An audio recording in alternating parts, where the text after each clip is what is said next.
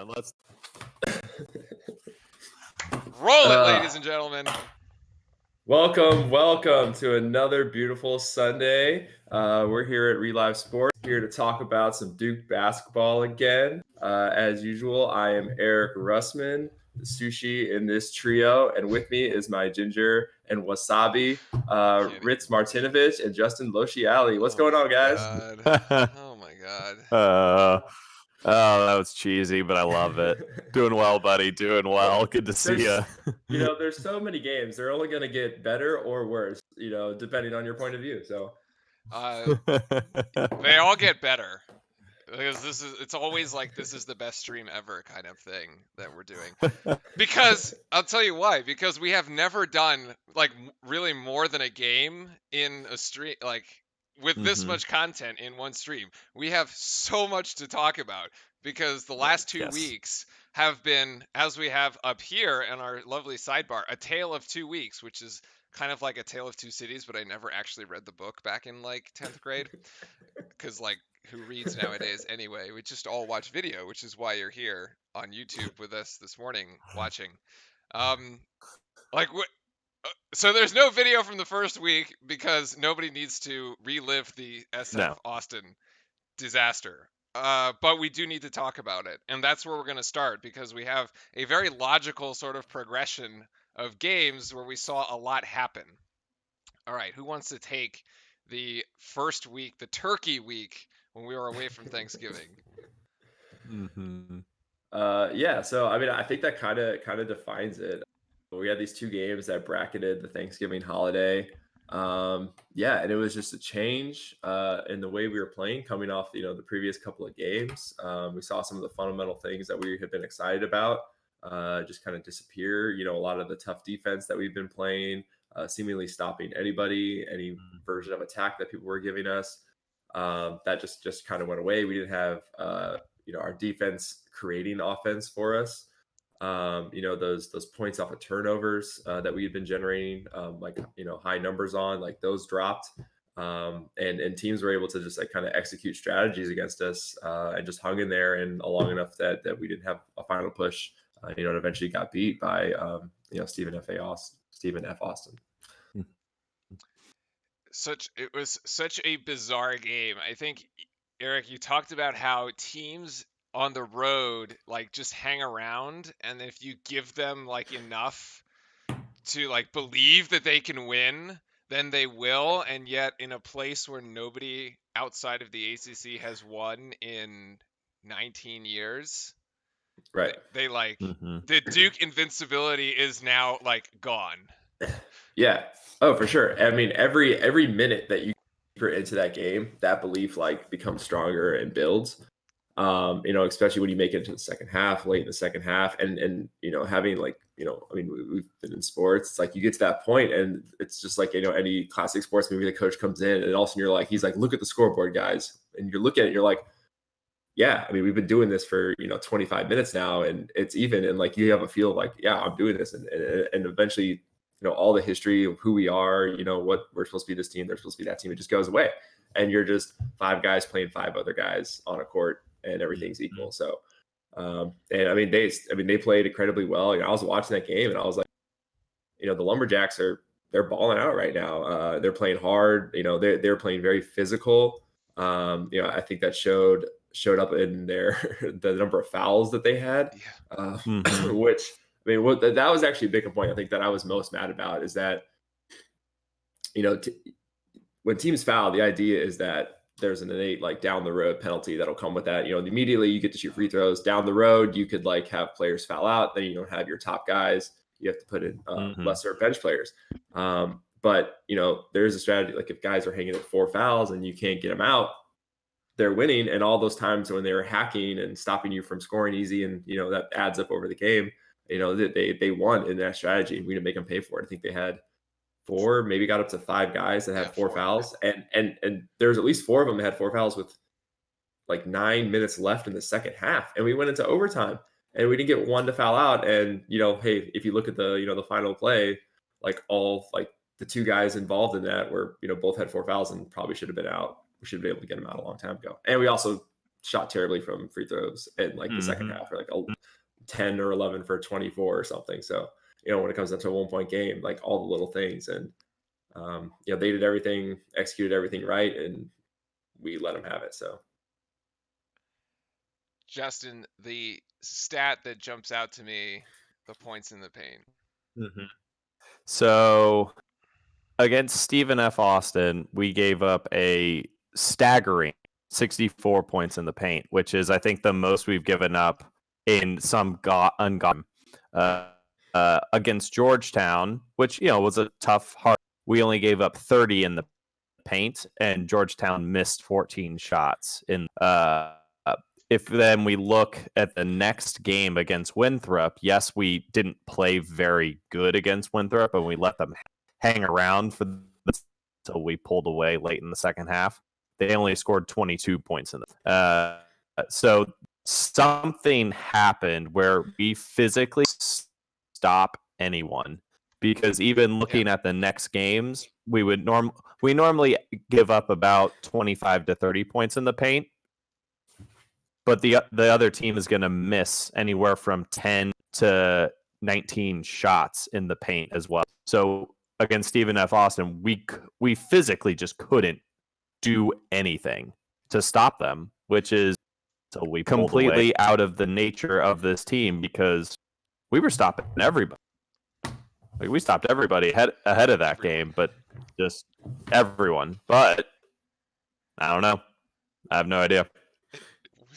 It was so weird. Like, and we were texting each other during this thing. As you said, literally went from a team that had more turnovers than allowed field goals to somebody who was like, I didn't recognize the team on the floor. No, it was absolutely inept. And I would say that the Stephen F. Austin game, and then like the majority of the win, I didn't know what the heck we were doing on defense. We real intensity lost our communication. We weren't ready for the punches that were coming. They matched our intensity, like Eric was talking. I mean, I guess laps in. Everybody had their turkey a little too early. I don't know. Yeah, I guess so. So I do want to ask, though, because the final play of this SF Austin game is just burned into my mind. Like, and I don't even want to show the video of it. I think everybody knows the play we're talking about. My problem with the play is that Vernon Carey is on the bench. Like, is there a coaching mistake that happens at the end of this game where I believe it's Wendell Moore gets the ball back, and with 12 seconds to go, and they decide not to call a timeout? So, like, what happens? Yeah, so I had to go and replay it, and I watched it several times just to see like where everyone was. Just maybe if like Coach K saw something that based on where Wendell Moore and the time he got the ball, that maybe it was like maybe Coach K thought it was just going to be kind of Wendell Moore clears it, because he clearly was in a spot where he wasn't going to be able to just immediately go back up with it, because he was covered pretty much as soon as he got that rebound. Right. He holds it. He's actually holding it like pretty strong, just waiting to like, he's like looking for like Trey Joe or somebody to say like, let's run this play or something. He's like looking for guidance of what to do next. So there was like a pause even for a couple seconds, but I feel like I jinxed it. I definitely we got that rebound, and I was like, oh, I was in my house like, oh my God. I'm there with my dad. And I'm like, I said, well, I literally blurted out loud, and fans, I contributed, I jinxed this one. I was like, well, at least we'll get the last shot in the half, and we won't be able to lose in this overtime. And, yeah, I said it. My bad. I felt really bad about that one. Yeah, I sometimes in those kind of situations where it's like a rebound like that, you kind of look and in that moment when he catches it, most of like the Lumberjacks and a few Duke players are all bundled up under the basket. Yeah. And it almost like for a second I thought it was just gonna be like he was gonna quickly maybe like swing it out to Trey Jones, and like there was immediately gonna be like a shot or an attack even, which I was like, oh, don't do that. but because sometimes in that chaos, there's actually no one's guarding anyone, and there could be an opening. And then you just have to defend, for a couple seconds as they take the ball out of bounds. But you could be up.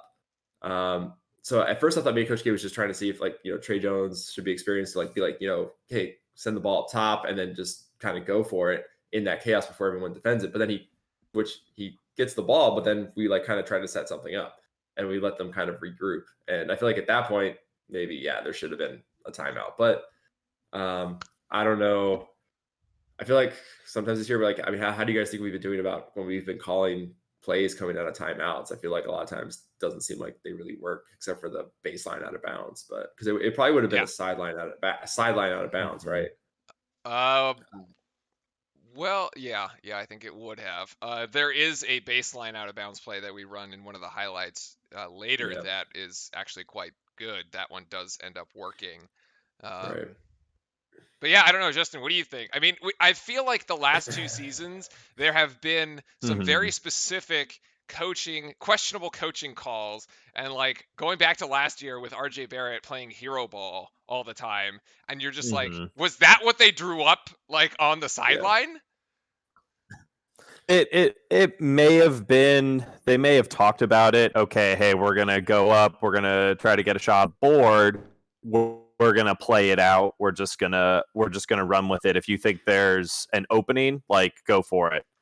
Now, obviously, that didn't work out for us, and a lot of our offense, not so much this year, but in the past couple of years, has just been kind of free. Hey, we're just gonna see what the defense gives us. We're gonna spread the court, and then do some ball screens, do some movement, and maybe maybe coach felt confident that, okay, ball's in Trey's hands. He's going to make the entry pass to Hurt. Hurt's going to be able to post this guy up and get a high percentage shot. And, unfortunately, the entry pass, great at all. And there too much pressure on Hurt to do anything with it.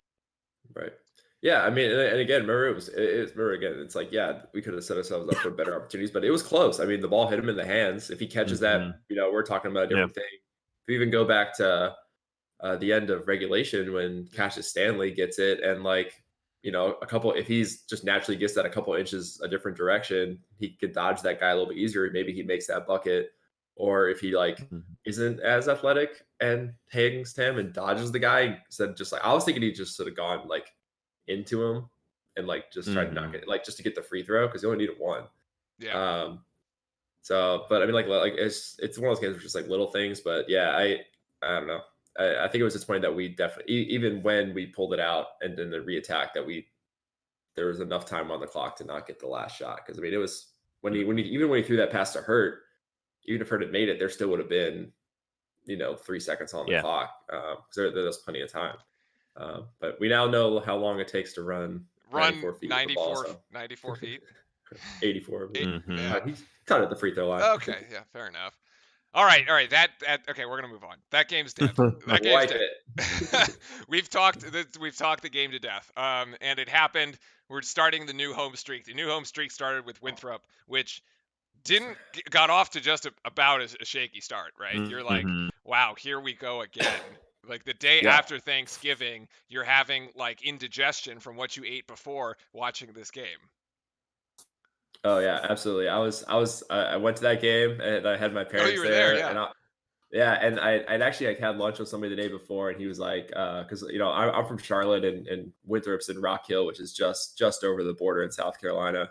And my friend was like, he's like, man, I feel bad for Winthrop. And I was like, wait, what do you mean? He's like, well, Duke is going to take out all their frustration from that last game and just blow this team out of the water. You would think. I was like, yeah, that sounds accurate, and it's great. This is really exciting one to watch. And then after the first couple of minutes, I was like, I just remember looking over and my mom's like,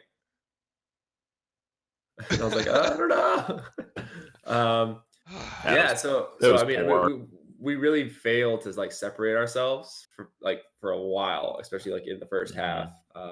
We kind of were playing down to their level, and Winthrop was doing enough just to hang in there. They had the short point guard who was a freshman, 5'8" dude, was just kind of helping run their team. They were doing enough interior scoring again. They actually didn't shoot 3-pointers Yeah, very well, which is interesting six because for 21. yeah, which I think I looked at it like they're usually a much like they have a much higher rate of even like volume of shooting and also like decent percentage wise. So um, it looked like they had maybe it kind of looked to me like they because my dad told me that and I was like huh. And then they came out and Winthrop was playing the way they did. It almost like they were adapting the lumberjack strategy of just trying to pound it inside on us and just hoping it would go the same way. And it kind of was. And I was like, crap, this is a strategy teams are going to use on us now. So, but eventually, we were able to pull away, and I think their point guard went down with the ankle injury a little bit after Stanley went down, and then I think that they kind of reached that point where we got ahead, by a couple of points, and then it was just like, oh, we can't do this, and you could see like the fade during the last couple of minutes. So, yeah, but yeah, another down game. Justin, Joey Baker having a career game, 16 points for him. Yes. No, he came in, I think he was even I'd have to double check his minutes. I was looking at like 6 games at the same time, trying to sits. I think he was just under 20 minutes for that game and had career high, was ready to when he got out there, had a lot of defensive intensity, which is what we needed because was doing anything on defense. It was again like we were just forgetting what we were supposed to do. We were not allowing ourselves to get ourselves set on defense and prep, which is what Stephen F. Austin did to us. They just wouldn't let us get set. They were pushing the ball too quick and we couldn't adapt to it, or we just weren't paying attention. And then the ball's already in the half court and we're still running back towards our basket. So yeah, Baker had a great game. I forget how many threes. Let's see. He had 4 for 5. 4 for 5. Okay. 4 for 5. Yeah. And he's our most consistent 3-point shooter thus far this year. And he also that nice little spark on defense. And so I'm really happy because we're also seeing a trend. Baker's minutes are incrementally increasing over the past couple games. He's now averaging over the past few games anywhere from 17 to 20 minutes a game, which is awesome for him. Yeah, no, I absolutely agree. Yeah, he had 23 minutes in this one, and he ends up playing some good minutes in the next 2 games as a result. So he's definitely earning his playing time. Winthrop again with 40 points in the paint. Not as bad as SF Austin, but still pretty bad. Eric, so you were at the game. Was Cameron not know what to do? Like it was so quiet. It was so right? Like well, also the students were gone, but yeah. I mean, there's a decent amount of grad students, but yeah, I mean the undergrad section. I mean, it was bare bones, so it was just a lot of people. There was an Australian youth, I think they look like they're 13 to 15 years old, like a whole team there, and there was a couple of Australian guys there waving flags the whole time. That's awesome. That is awesome. I don't know. Did Jack White score? No, he didn't. Yeah, Jack White got 2 rebounds, and that was it. And I felt bad because there were all these Australians there, and they're like, he didn't do anything. Winthrop had 2 Australians on their team, but I don't think we really saw them play that much. Strong Australian contingent, of course. For those that have been following us on the Twitch, we've been doing the NBL games. I was up doing a Sydney game last night, which was it was quite interesting. I also learned about the most poisonous snake in Australia while we were on the stream. So don't get bit. Don't get bit by an Australian snake. You'll die. All right. So that was the first week. We're going to move on because the next week looks like a totally different team. And yet we face perhaps our toughest challenge yet.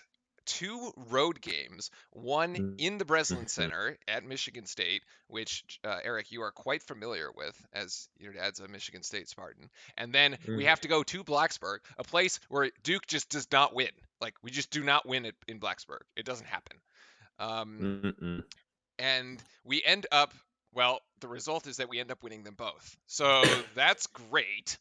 And we will run to the highlights. We'll do them sort of in sequence, and we'll talk about the common trends between the games, because there is some commonality, and you start seeing, or you see things that worked in one that didn't work in the other, and it's actually quite interesting to break this down. So here we go. So we got the ACC Big Ten Challenge from the Breslin Center in East Lansing, Michigan here. And this is the rematch that we have all been waiting for, because last year's Elite Eight did not end favorably for us here in Blue Devil Nation. We're going to get this one to start the scoring on that side. And then Jack White, who, as you were saying, didn't get many minutes in the first games the previous week, gets that nice steal and the lay-in. And right on cue, Trey Jones with the active hands as that tries to go to their point guard. Can't get this. And we have a Spartan down!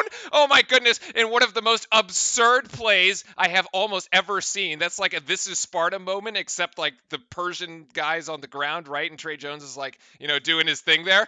And but then here on the steal, Trey Jones getting it right back. It was Duke early and it was Duke often with Matthew Hurt. And then, well, how about some just keep it simple? How about some pick and roll offense there with Javin Delorier, and Javin again. Nobody stops Javin, and nobody goes for the rebound, so that's just going to end up in a dunk. And Trey Jones from 3 points, he's really improved his shooting. Beautiful to see this season. And then Vernon Carey got whatever he wanted down in the paint. Duke is going to take here a sizable lead at this point in the game, 14 points, and it's just going to turn into a block party. The Duke defense is going to turn into the Duke offense as well.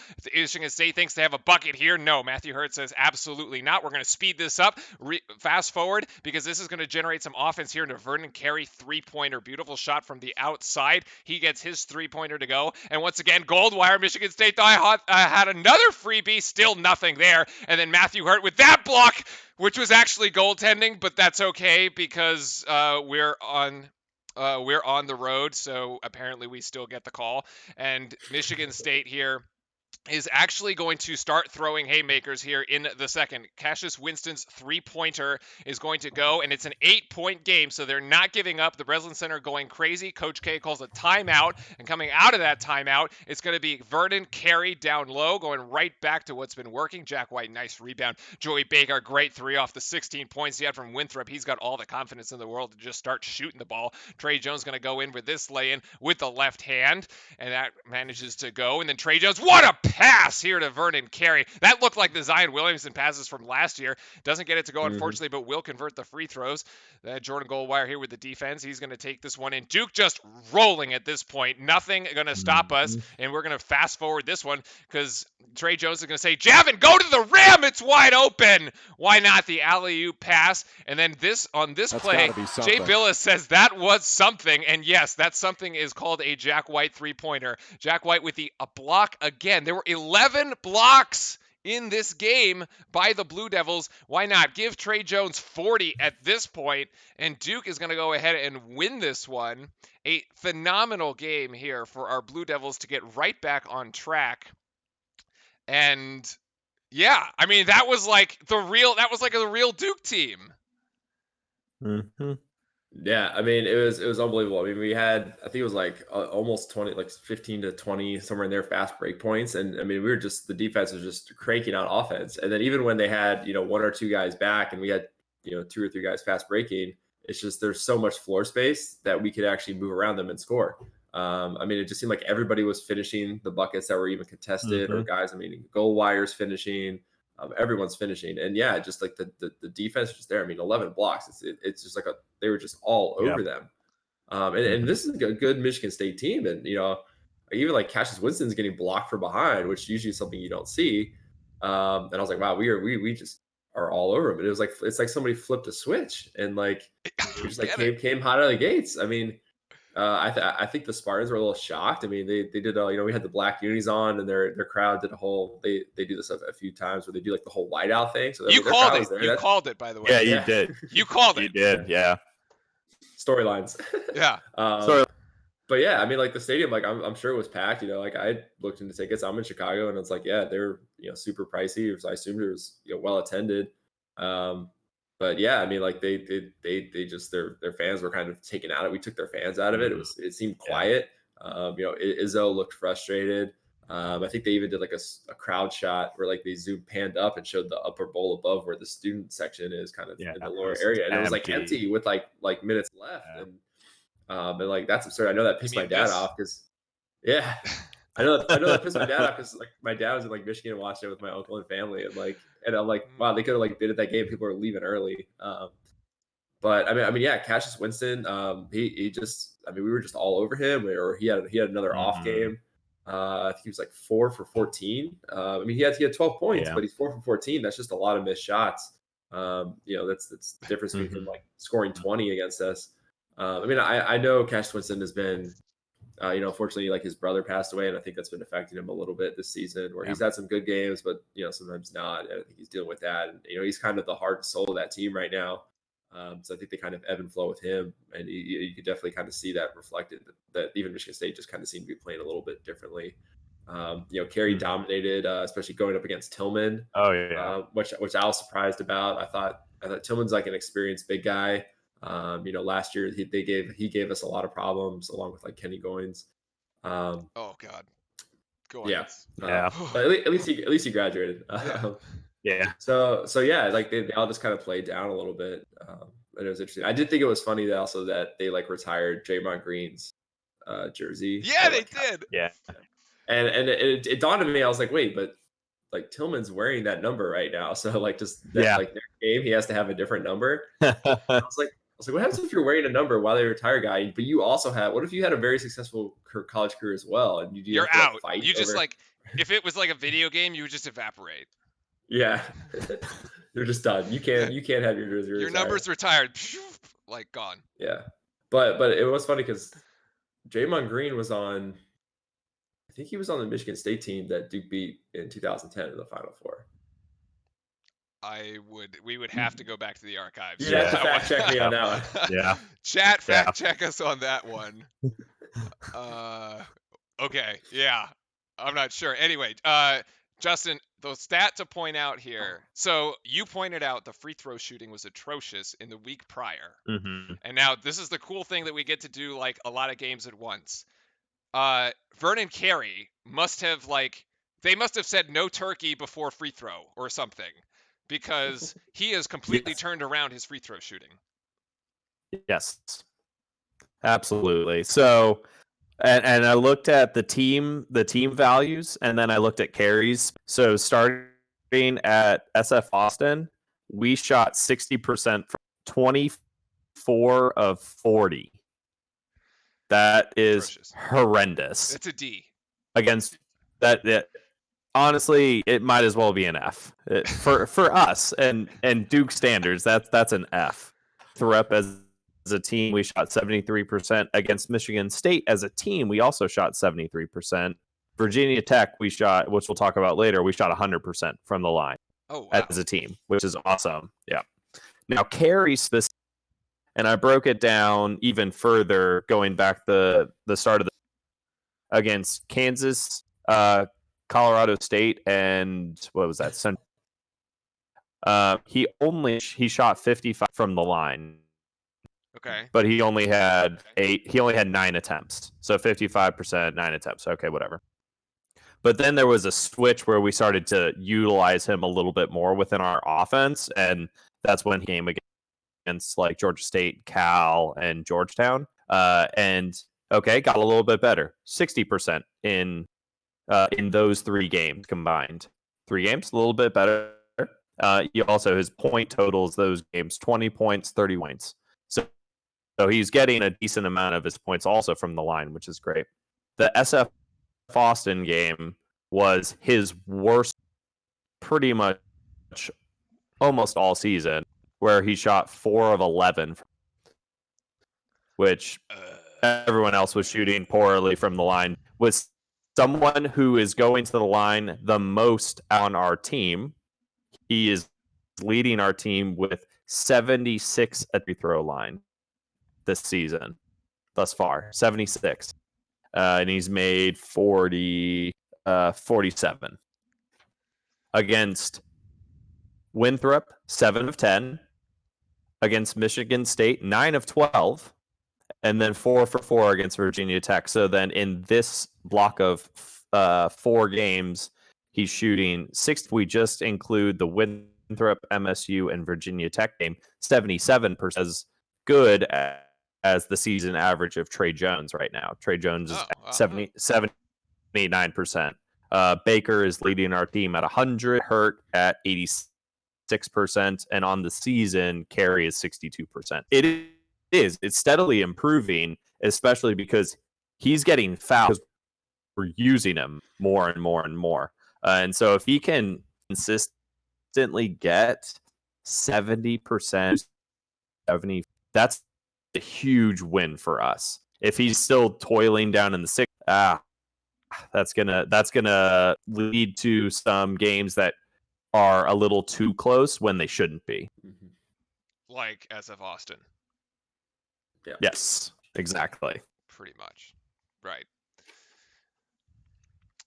So we did, I guess, guarding the paint this game was a little bit more wide open. So I'm still looking at these like in the paint stats. We didn't give up 60 something points, which is like an entire game's worth of points, by the way. Yeah. 46 in this one. Eric, anything else really stand out? I guess the ease with which we were able to just like do anything in this game. Yeah. I mean, everybody was contributing. I mean, Javin Deloria was 5 for 5, and I think 4 of them were dunks, or were all 5 dunks. Close. Yeah. I think they're probably all dunks. Yeah. I mean, everyone was just getting involved. I think we came back and flipped that switch. And the Spartans were a little down, and we just put it on them and didn't let off. It was a blockbuster, as the Sonic logo before the game suggested. My God. Boom. Oh my goodness. Is this team 26 points for Vernon Carey, 20 for Trey Jones. Are we too dependent on these two guys? Oh, actually, and by the way, Cassius Stanley did not play in this game because he got injured in the Winthrop one. Mm-hmm. Yeah, I think the teams we've been playing in the game flow has just dictated that this is kind of the best call right now. I don't think we've as far as up until Michigan State, it hasn't been pressed where that hadn't been working yet. So Reliant, we'll see. But I think we've had signs of people stepping up in other situations. So I think it's it's kind of a good start. That's kind of our core that we go to, because it's hey, why not? Let's do this. And you keep doing it until they stop it, and then you try the next thing. So it just has been working really well. Mm-hmm. Justin, any final thoughts before we move on in this one? Let's see. And we'll talk about the Virginia Tech game in terms of other people stepping up. But Carey only had 12 points in 15 minutes. Well, 12 in 15. No, that's not too bad, though. Yeah, not too bad. But only 15 minutes of game action, which I think is his season low. Yeah. And so that's actually a decent segue into the next game here against Virginia Tech, where we didn't really see Vernon Carey in the second half at all. But as you were saying, Eric, that's just kind of like what the game dictated at the time. Mm-hmm. So here we go. This is Duke and Virginia Tech. It's going to be the ACC opener for the Blue Devils. Blacksburg being a place where we just have not won, whether we're ranked 1 or ranked nothing. It doesn't matter. We don't win in Blacksburg, and it's just a hellhole for us at this point. Jack White is going to try to get the scoring started, and Matthew Hurt 2 3-pointers from basically the same spot. Nicely done. And now we're going to get finally we're turning some Duke defense into some Duke offense, because we came out sluggish in this game after the massive win on the road in Michigan State. That's fine. The boys have been, they've been doing exams and everything, but great active hands here by Vernon Carey for this slam. Duke, however, is going to go down 3 into the locker room, and coming out, again, a bad start to the second half. Coach K, a minute in, calls a timeout, and then the new Duke team shows up. I don't know what he said, but it wasn't at halftime. It was in that one timeout. That rejected by the backboard, and then Goldwire can't get that one to go. Trey Jones can't get that one to go either, and then Goldwire is going to nail that one in. Nicely done for Goldwire, and now at this point the Duke run is on. Trey Jones hits every part of the rim, still gets it to go down. Wendell Moore, we talked about the doing well off the inbounds plays. That was one of them there. So now Duke finally tied. Everybody take a breath. Trey Jones gets his turkey defender to fly, but turkeys can't fly, so I don't know what he was doing there. And then some popcorn action here for Jack White, who's going to take the kangaroo hop for the slam. Oh my goodness. Yes, that basically gets you out of your chair, and Duke is never going to look back at that point. I don't know how Wendell gets that to go, but he does. Trey Jones, beautiful underneath from that side. And then this is just way too easy. Way too easy. Beautiful assist by Goldwire to Wendell Moore. And Trey Jones going to carve up some turkeys here. Get 3 of them looking at him in the lane. And he's going to put that jump shot. Now, Thanksgiving was the week before, but the Hokies invited us into their home here in Blacksburg. And the Blue Devils just had seconds of turkey. And here Vernon Carey is going to find Aosia in the corner. And that 3-pointer is just going to drill it. And that's the dagger. And Duke is going to take it by 14 points. 1-0 now in the ACC. A great opening stanza here for the Blue Devils. This game looked terrible. Well, it looked tough, right? And then it looked really good. Yeah, it was definitely a progress. And you're right. There's just a point at which we just kind of opened it up. I think Virginia Tech definitely came in, ready to play. They came out very strong. It was a battle to start off. We got down really quickly to start off, and I was like, oh man, this is gonna be one of those ones where we're just like trailing the whole time, and this could extend, and it could be very close at the end, and this could be another upset. But I like that we were able to fight and get it to a 3 right before the half. Didn't like the start to the second half because that's a new time to kind of like come out and have a fresh start. We gave right back to them, and that's a strong mental thing because then it's like, Virginia Tech is like, oh great, yep, we are still putting them down, we got this. But after that timeout, yeah, it just switched, and then it was just a matter of time until we were just testing them, being right there, and it's just whichever team broke first or whoever let off the gas first, and that's what the Hokies did. And you could just see it. All of a sudden, it was just they just and dropped off around his man at our normal pace, and that was enough. And the next thing you know, we're up by 14. But yeah, I mean, I thought Virginia Tech played well, but they also tried to execute a strategy by kind of like preventing us from using Vernon Carey, which was effective. Mm-hmm. They were trying to force us to shoot a 3, which took us a while to like get going, and then eventually we broke that down, and then we're able to like finish the game. So I was going to play a video about the double teams and then realized that I exported it incorrectly, so that's not going to happen. Okay, that's I know something was going to break. That's okay. Yeah, I mean, I think it was fairly obvious what they were doing. I mean, we would get the inbounds pass or the pass into Carey in the paint. As soon as he caught it, basically like in his normal position, kind of the center where you're trying to get position like on the block, the weak side defender, so the person from like the opposite side of the paint who's guarding, say like I don't know, Jack White or something, who's on the opposite side from Carey in like the 3-point corner, would just come over and immediately just cover whatever side Carey's own man wasn't guarding. And then in a few times, they actually had a third defender come down, and they were literally just surrounding him, doing like this, trying to like reach up the ball and just give him a hard time, just leaving their men at the 3-point line. So all he had to do was like turn, rotate, and just try to kick it back out for somebody to try to catch it, drive in, or shoot a 3. And we were taking the 3s because it's wide open, and why not? So they were just hedging the bet of our 3-point shooting percentage at that point, rather than giving up the much higher contested interior scoring. You can actually see it here because let me slow this down. This is Vernon Carey is actually taken out of the game for the majority of the second half. Because Duke decides to go small, because Virginia Tech is basically doing exactly this. We're going to go in slow-mo. So here they're going to bring the double team, this guy and then that guy. And I realize you can't actually see my cursor. But Vernon Carey is going to do the right thing because, as you just said, they're leaving people wide open over in the corner as a result of this. Now, they got him a couple times early in the first half, where like the ball would go into Carey and then he like he would go up for the shot, but he missed it. I mean, it was sort of he knew it was happening, right? But then this pass, look at this. There's nobody within 15 feet or like 12 feet of Alex O'Connell here on this side. Yep. And Carey makes the correct look. And you got two turkeys over here trying to like recover, and there's no way this is gonna happen. This is just gonna drill this. Their entire team was in the paint at that point. Yeah.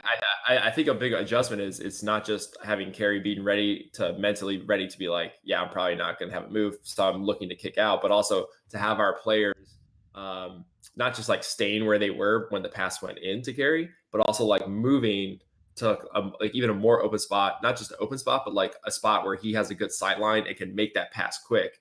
So that they have no time to recover. So I think that was an adjustment as well, is that we were like getting to the open spots where he could easily, he doesn't have to pull a full like 180 and be like, all right, which one's open? He just already kind of like knew where they're going to be. So he's like, okay, if I get this ball like this, I'm double teamed, I can just immediately go to this corner knowing that I'm going to have a teammate there. Michigan State tried to do this and they failed.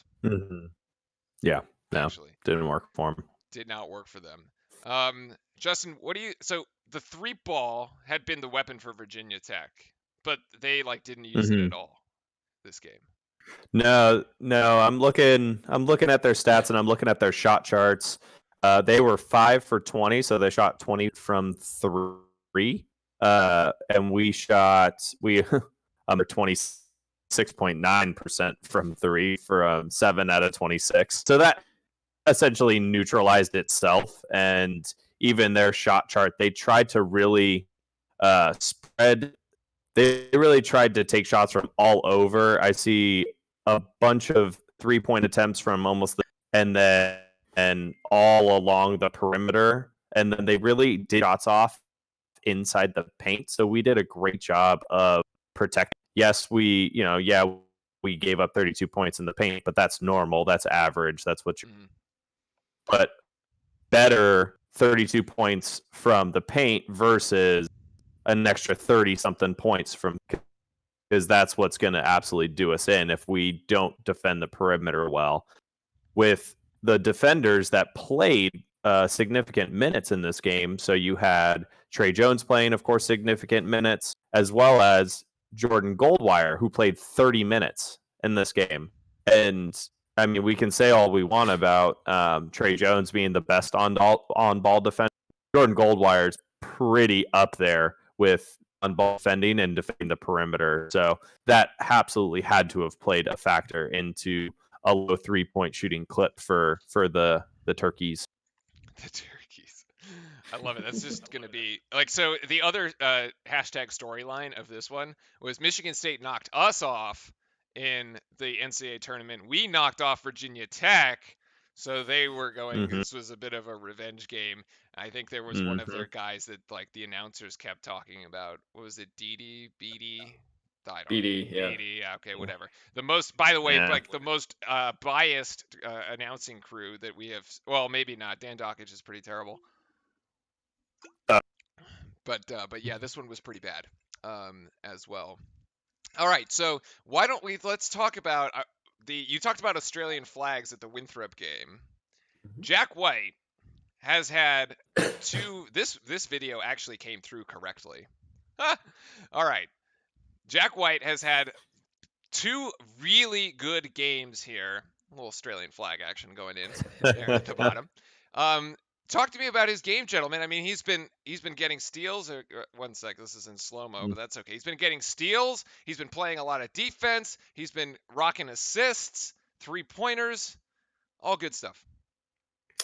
Yeah, he's definitely finding a multitude of ways to contribute. He basically gets like, I think in these 2 games back to back, he got about 7 points.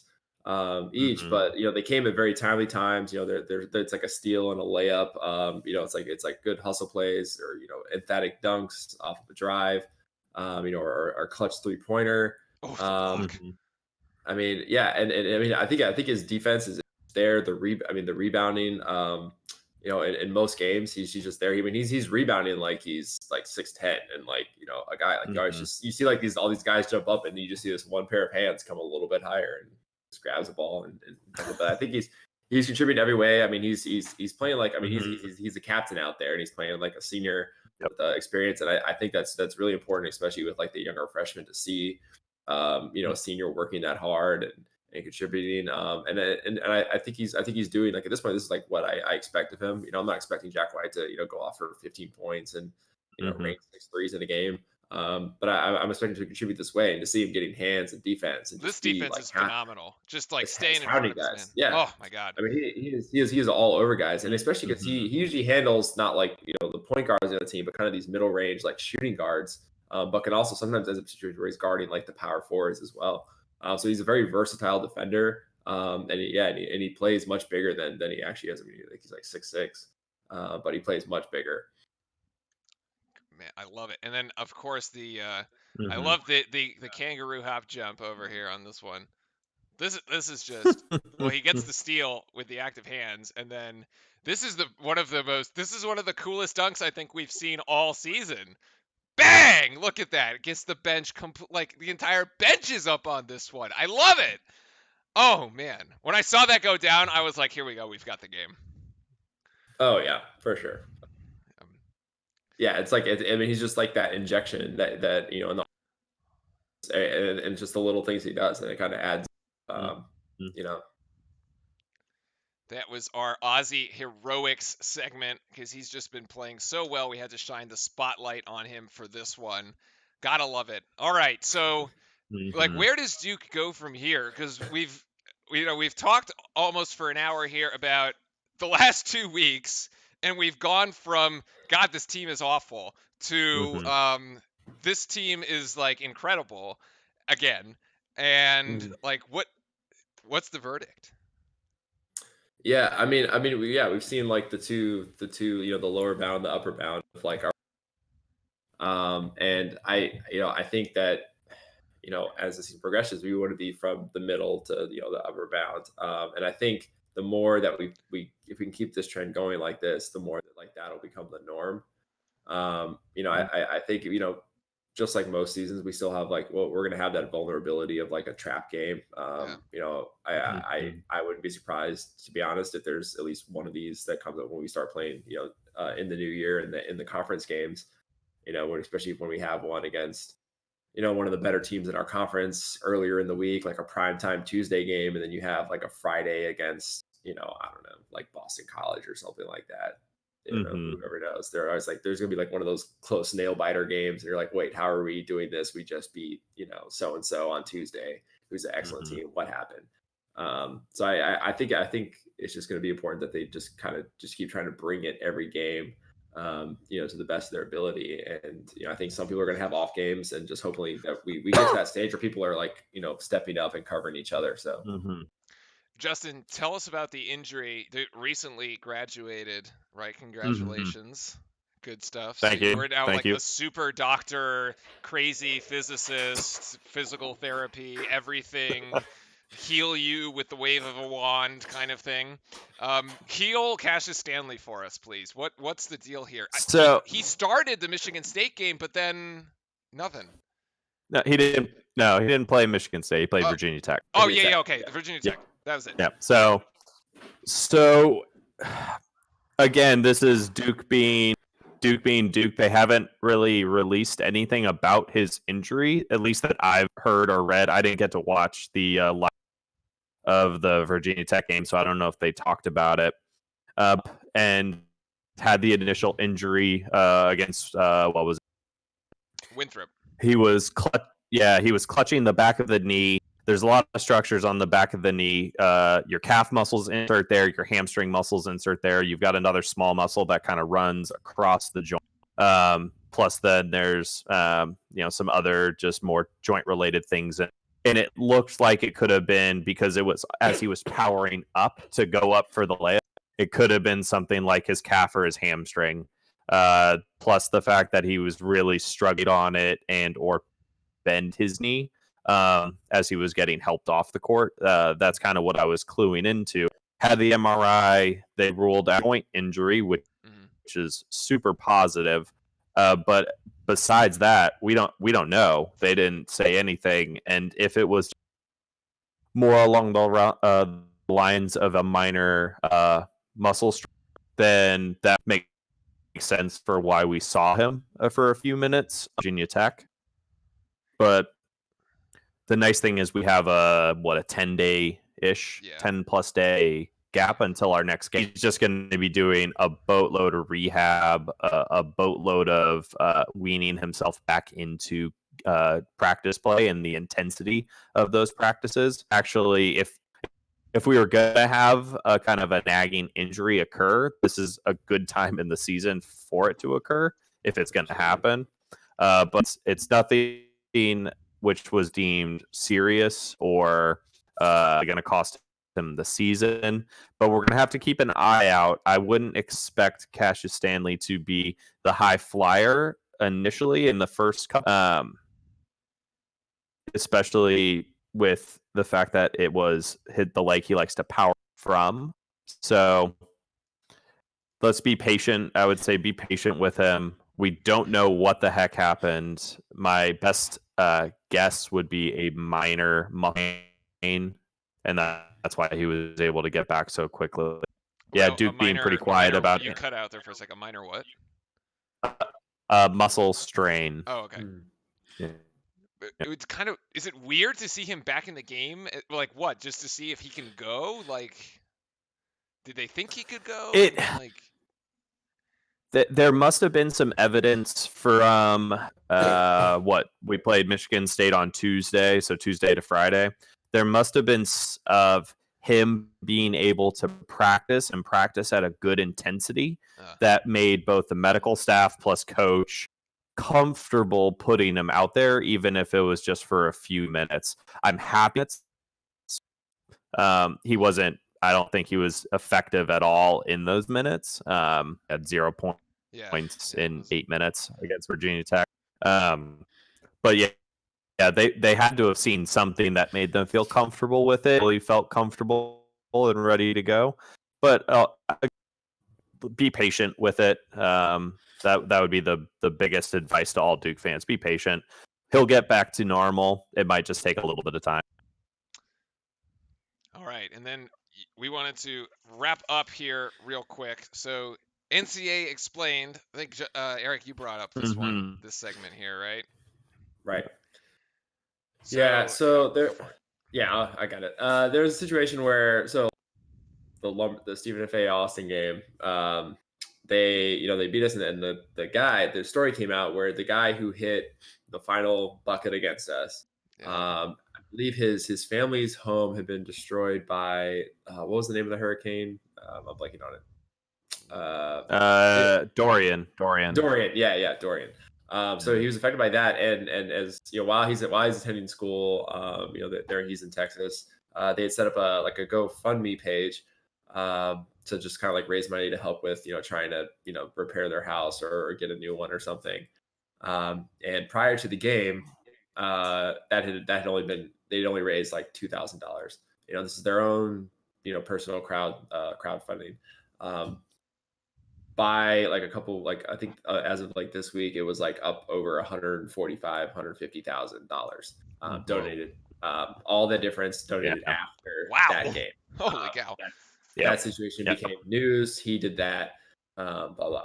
And I remember watching it, and I was like, oh, that's it's interesting that they're talking about this like this is a great thing, and it is. That this is allowed, and then it brought me. I was like, can James Wiseman of Memphis just set up a GoFundMe to because last time we talked about he's gonna have to go get a work study job, blah blah blah blah, and joking about how years. Right. And I was like, oh, well, you can just do a GoFundMe page and be like, hey guys, please help me with my funds. So that I can play. Yeah. And I was like, oh, so can he do that? And so it actually comes out to it that there's, you get into the NCAA, subtle bylaws where they have phrasing and even though the raising funds for a family's house is that's an awesome cause and that people are doing that. it kind of sucks that maybe it wouldn't have happened if they didn't beat us. So I like to think that we lost for, a good reason. But it comes down to that you can't crowdsource and like set up a GoFundMe page. There's literally a bylaw that explains that you can't do it to pay back fines from an impermissible benefit. And then a player can set up a kind of a GoFundMe thing when the student athlete has faced extreme circumstances beyond the athlete's control, which is a very vague thing. But a hurricane is an extreme circumstance beyond his control. So it falls into that category, and that's why it's allowed to happen. So I mean, again, it's all coming from a good place, and I'm glad they get to use those funds to rebuild their house and stuff. So that made me get over that game a little nicer, All right, last part, the mystery segment. After the SF Austin game, Coach K said, "We may not be a top 5 team, and we may not even be a top 25 team." And I was like, wait a second, like, this is heresy. Like, we had this, I remember when I was in business school, I think it was 2015, 2016 year, there was this like moment of panic where we lost 3 straight games. This was Grayson Allen's senior year. And all of a sudden, like, Duke is like going to drop out of the rankings for the first time since God knows when, just like we lost a game for the first time in 19 years. And now you have coach saying, hey, we may not be a top 25 team. What? Like, somebody walk me off the edge here. I think these post game quotes and interviews, and I think that's the players watch that. They read articles on what their coach says to the public, and I think he's just kind of spitballing there, but also it's kind of like a, hey guys, Duke fan, like Duke players, guys, you see what I'm saying to these people? It's like, step your shit up. I think this is like, he holds them to the standard that he instills in them to be players and men. He kind of sets those. It's like, yeah, you guys aren't playing up to our standard. So I think it's that very much that like almost like the, you're not mad, but he's like the disappointed thing that makes you like step up and really want to impress your dad or something. I think I do think that across the board, there's a lot of teams. I think this year whoever's going to be the number 1 seed, I think it's going to change, or the number 1 ranked team in a given week. I think it's going to be rapidly changing for the next several weeks at least. There's no clear dominant 1 and 2. It's all going to just kind of rotate. So I mean, I think the top 25 is going to jostle like a lot to begin with. A lot. I mean, I've watched plenty of other games so far this year. I mean, we're definitely on par with top 5, so I don't think that's a realistic thing at this point. So, well, and after the Michigan State game, I was listening to the post-game presser, and the questions was, "Oh, you've just gotten this dominant signature win at Michigan State. Was this your guys's, like, are you guys the Duke team? Are you guys going to jump back into the number 1 or number 2 team in the rankings conversation?" And coach's response was, "Hey, we played a great game. We aren't here yet. We still going to do."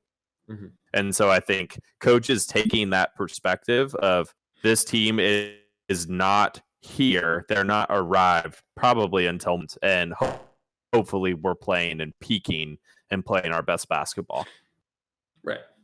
Yeah, and it would honestly be like publicly acknowledge, even if he did think that like, oh man, this is as good as it's gonna get, to like acknowledge that, because you don't want your players to be like, I don't know, this is as good as we're gonna do, and there's kind of like a mental like backing off, very subconsciously, but there might be like this is it. So I mean, I think it's just a good thing that they're still growing, developing, learning to play together. We still have freshmen that are learning to play, finding out what they're able to do. They're experiencing competition like they haven't seen on and even in high school at a different level, and being in different, more stressful situations. I mean, it's all still learning, and I think getting through this first into the new year is good. They're gonna slowly come together. So verdict: are we a top 20? Are we like full body of work, right? We've evaluated 2 weeks here. I mean, Yeah. we've seen the bad, and Eric, as you said, we've seen the low, we've seen the high. As good as this team really can get. So where would you put Duke right now? I don't know. I feel like you could give us a nice number 12 to keep us hungry. Wait, that's low. That's lower than where we were the other night. Yeah. See, it's still not good enough. Got to do better. Still not good enough. You haven't walked me off the edge yet. I'll say 8. 8. There we Probably go. 8. I'll take that. Oh my goodness. It doesn't. The rankings don't matter until the very end. Who cares? No. The rankings always matter. Chat, don't just ignore what he just said. That's not true. Shun, shame. Okay. Because the rankings matter when you're not in them. They have to matter when you're in them. So, like, yes, Duke deserves its spot there. I mean, look, we've beaten Kansas. We've beaten Michigan State. Virginia Tech, which beat Michigan State, is a decent team. I actually think SF Austin is going to be in the tournament anyway. Like, I think we're going to see them in March. Like, not us personally, but somebody's going to see them in March. We said that. That they had a decent history in the last couple of years of being in the tournament. Like I said, they had that one year where they beat 2 top teams like West Virginia and then someone else, and they almost beat. I remember maybe they almost beat the second top ranked team. Yeah, like in the top 10 seeds, 2 top 10 seeded teams. So yeah, I mean they're a solid program, and yeah, if they play the way that they played against us, they're going to do fine in their own conference and come tournament time. So. All right. Well, I think that is going to wrap it up for this morning. We have covered more ground than we have ever covered on one of our streams. It's been a lot of fun. We're going to be, we're going to be doing a lot of live sports over on the Twitch side of the house. We have the Thursday night football game, Jets at Ravens, which I don't even know if we can call that a football game because that is just going to be pretty much a massacre if we believe that Lamar Jackson is just going to keep doing what he's doing. So make sure to drop a subscribe and then also follow us over on the Twitch side for the actual live sports. We might be doing some watch-alongs as well. And yeah, we will be back. The next Duke show is going to be next year at this point because we'll be off on vacation. It looks like Justin had to run off to take the dog. So. Oh, no. All right. In any case, make sure you set your fantasy lineups. You got about 15 minutes to game time. Eric, don't forget. I think it's fantasy playoffs, right, at this point? Yep. Week 1. Yeah, I'm like way out of it. I've like totally lost anyway. So like it's a lost cause for my team, even though CMC is still like one of the best players, but that's unfortunate. So all right. In any case, we're gonna wrap it up. Go watch your favorite football team. Have a great, awesome Sunday, Blue Devil Nation. Take care, and we'll see you back here in 2020. Cheers. Sweet. See you guys. Go Duke.